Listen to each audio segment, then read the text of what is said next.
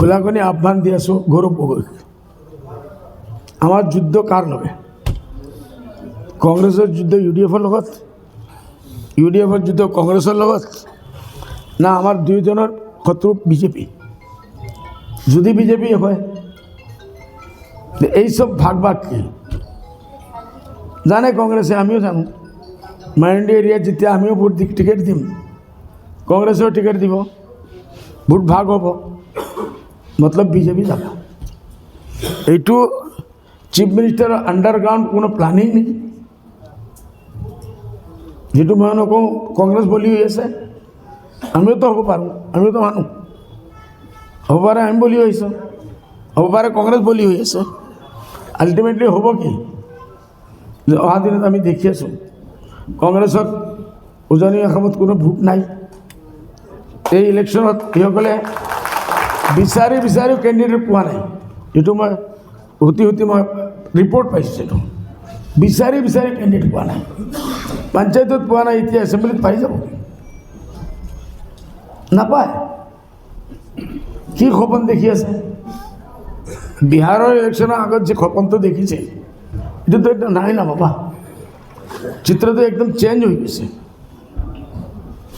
যদি সঁচা কৰি আমাৰ চবৰ জয়েণ্ট দুশ্মন শত্ৰু যদি বিজেপি থাকে, ঠিক আছে, আমাৰ লগত কোনো মিত্ৰতা কৰিব না, আমিও নিবিচাৰোঁ। আমি আমাৰ একলচৰৰ নীতিৰ ওপৰত আছোঁ। যেটাই বাচ্চা পাম এইটোই আমাৰ। আপোনালোকে এই সৰু সৰু সৰু সৰু সৰু কোম্পানী লৈছে কয়টা, এক অখিল গগৈ এজন MLA, নুৰিঞ্জত এতিয়ালৈকে MLA হ'ব পৰা নাই। তাৰ পাৰ্টিৰ কিমান জেগাত খেলাৰ ক্ষমতা আছে এইটো আমি নাজানো। আমাৰ মুজিবুৰ ৰহমানে সেইদিন দেখিছোঁ, মই টিভিত কৈছে বোলে নুৰিঞ্জতি আৰু অখিল গগৈ আমাৰ মাইনৰিটি এৰিয়াত আহি যাওক, আমি 2 সিট নিদি আপোনালোকে জিকাই দিম। এনে আমাৰ অপজিশ্যন মানুহ লাগে, এইটোৱে কৈছে না, অপজিশ্যন মানুহ লাগে। এইটো এটা ভাল মেছেজ পলিটিক্সৰ কাৰণে। যদি আমি শান্তি বিচাৰোঁ, এই যে হেমন্ত বিশ্ব শৰ্মাই যে চাচ্ছিল বাচ্ছিল, যে মাত মাতি আছে, ইমান আপমানজনক মাত মাতি আছে, পৃথিৱীত বোধহয় হিটলাৰ মুছলিনেও মাতা নাই। কিন্তু যে একতৰফা জানে কি কৰিব, UDF নিজৰ জেগাত, কংগ্ৰেছ নিজৰ জেগাত, যোজনক আমি এনেকৈ মাৰি মাৰি শেষ কৰি দিম। সি একদম মানি লৈছে যে পাৱাৰত সি আহিব, আৰু আমি তাক ৰাস্তা ঠিক কৰি দি আছোঁ। এইটোৰ উপায় কি? যদি কংগ্ৰেছে ভাবে আমি সকলৰ কাৰণে হাৰ্ড হৈছোঁ, মই নিজে আজমল সাহেব এইসব সমস্যাৰ কাৰণ, এইটোৰ সমাধান হ'ব পাৰেতো। জাৰ্মানী টাৰ্মানী পৃথিৱীৰ বিভিন্ন জেগাত যদি দুই দেশ মিলিব পাৰে, মই কোৱা নাই আমি মিলাৰ কথা, এইটো আপোনালোকে মতলব নল'ব। সমস্যাটো সমাধান কৰিব পাৰে না। কোন এনেকুৱা কথা আছে যিটো টকালত উইদিন টক বহি মাৰ যোৱা এলায়েন্স হোৱা, সেইটো অলগ কথা, আমি নকৰোঁ। আপুনিও মাতিব নালাগে, আমিও মানা মাতোঁ। কিন্তু প্ৰব্লেম যিটো আছে সেইটোতো আছে না।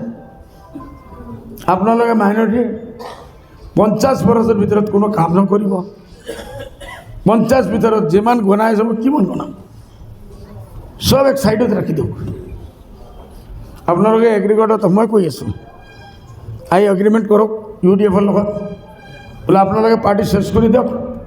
আপোনালোকৰ 15টা জেগাত, 18 জেগাত, 20টা জেগাত, এই জেগাত এই কণ্ডিশ্যনে আপোনালোকে বহি যাওক, লেখা পঢ়া হোক, বোলে অমুক অমুক অমুক ইস্যু ৰাখবাৰ আমি কৰিম, আপোনালোকৰ যুদ্ধ আমি কৰিম। আমাৰ পাৰ্টি, আমাৰ হৈ তৰুণ গগৈ ফাইট কৰক, কংগ্ৰেছে ফাইট কৰক।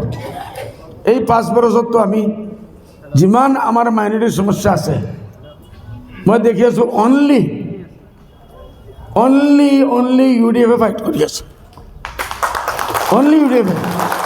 কিয় ভাই? আপোনালোকে মুছলমানৰ ভোটো লাগে, আৰু কোনো মুছলমানৰ মাত মাতিব নোৱাৰে।